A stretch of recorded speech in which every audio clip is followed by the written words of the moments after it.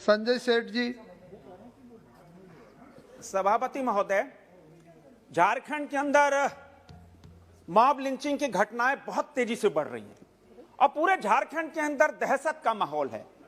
अभी 5-6 दिन पहले सरस्वती पूजा के विसर्जन के अवसर पर जब विसर्जन का जुलूस निकल रहा था तो एक युवक रुपेश पांडे को खींच के भीड़ ने मार दिया। अभी वो युवक अभी उसने जिंदगी देखी नहीं है, दुनिया देखी नहीं थी और उसको निर्दयता पूर्वक हत्या की गई। देश में जो बुद्धिजीवी, सो कॉल्ड बुद्धिजीवी जो बात बात में मोमबत्ती जुलूस निकालते थे, आज वो चुप बैठे हैं, क्यों नहीं मोमबत्ती जुलूस निकाल रहे। और उसी तरह सिमडेगा के अंदर संजू प्रधान को जला के मार दिया गया। सभापति महोदय, कृपया अपनी बात रखिए, पुलिस अपनी वीडियो बात बनाती रखिए। रही। अभी खिलाड़ी में मुकेश सोनी को मार दिया गया। उसी तरह रूपा तिर्की। मेरी ये मांग है कि रुपेश पांडे को न्याय मिले और सीबीआई जांच हो ताकि झारखंड के अंदर जो मॉब लिंचिंग की जो घटनाएं घट रही हैं वो रुके। मैं आपके ध्यान में लाना चाहूंगा कि 6 फरवरी को सरस्वती पूजा के मूर्ति विसर्जन के समय झारखंड में सांप्रदायिक भीड़ द्वारा रुपेश पांडे की हत्या कर दी गई।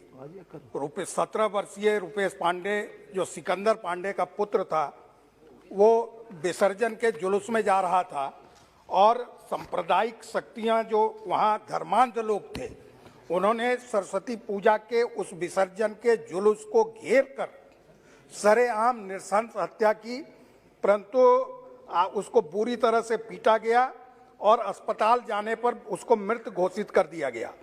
ये हिंसक हमला था, ये मॉब लिंचिंग के अपराध में आता है, लेकिन राज्य सरकार इसको मॉब लिंचिंग से बचाकर तुष्टीकरण के आधार पर इस पूरे घटना को किसी तरह से समाप्त करना चाह रही।